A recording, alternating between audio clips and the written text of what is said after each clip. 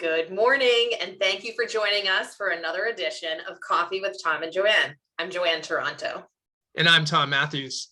And today we're going to talk about buyer morale and how to keep yourself in a positive mindset in this crazy buyer's market that we're in right now, or crazy seller's market, technically, that we're in right now here in the Massachusetts area, specifically around Concord, Massachusetts.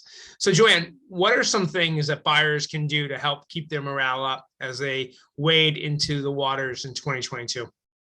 Yeah, so I think as we move forward into the market of 2022, it's really important for agents to be having this conversation with their buyers about, keeping everybody in a positive mind space, because there are a lot of houses that will meet the needs of each buyer, and it's about securing the right property with the right utility. So by starting out with a plan in place and having, a checklist of the must-haves, number of bedrooms, number of bathrooms, location, and so forth, then you guys can stay focused and stay targeted on what you're trying to accomplish.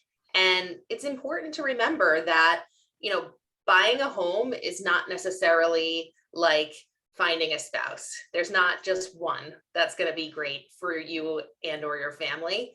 So it's important to keep in mind that variety is there and that there's more than one house that will come to the market that will meet your needs. And, planning is such a great idea, Joanne, because so often people just go into house hunting kind of haphazardly. And Joanne and I really believe that planning process is just so critical. And, we start that process by having a quick initial call to talk with people about buying. Then we talk about your needs and wants, as Joanne talked about. And then we introduce a concept called the BATNA. And that is your best alternative to a negotiated agreement, because you have to keep the open mind and keep your emotions in check, so that if you get into a negotiation on a property, and we're looking at the historical data and we're looking at the neighborhood, and the prices are escalating above those norms, do you want to be a trendsetter? Or do you want to say, you know what, I'm going to back off? Although this house checks a lot of boxes, for me, I'm not prepared to set the new market pace, and I want to step back. Now, there are different buyers, different ways to engage. And those are things that you have to think about in the utility that Joanne talked about, the utility of the house. Because if the house really works, and it's within your comfort range, and you could be in it for the next 10 or 15 years, maybe you are the buyer that sets the trend. What were you going to say, Joanne? I think that the horizon of how long you want to stay in the home and what your vision is for using that home over, the next 7, 10, 15, or 20 years, the thought process is to remain emotionally controlled, which is so hard to do. We get it. You see a house that you love, you're thinking about where the sofa goes and which way the bed will face in the bedroom and what colors you're going to paint. And there's a lot of emotion that comes very quickly when you find a house that you really like. But if you want to make good financial, responsible decisions, it's important to keep your emotions in check. And that's a really hard thing for us to tell buyer's agents, because we want this to be a happy and emotional process for you.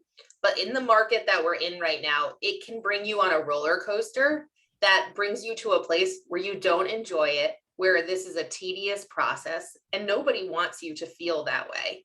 So learning the ropes, writing offers, getting comfortable with what you're looking at and what your goals are, and those might be moving targets throughout the season. So just being able to have that handle on the emotions is really going to benefit you. And that's how we're all going to stay kind of rowing in the same direction in our boat. Because if we're not all rowing in the same direction and keeping open lines of communication, this can become not fun. And it should be fun. It should be educational. And this is about, your next stage in life, which is really important. And we want that to be an enjoyable experience. Yeah. And I want to say one thing about that, the offer piece, Joanne, that you brought up, is that, it's important to write offers so that you learn the process, but you don't want to just write offers willy-nilly. You only want to write offers on homes that you love and you could see yourself living in.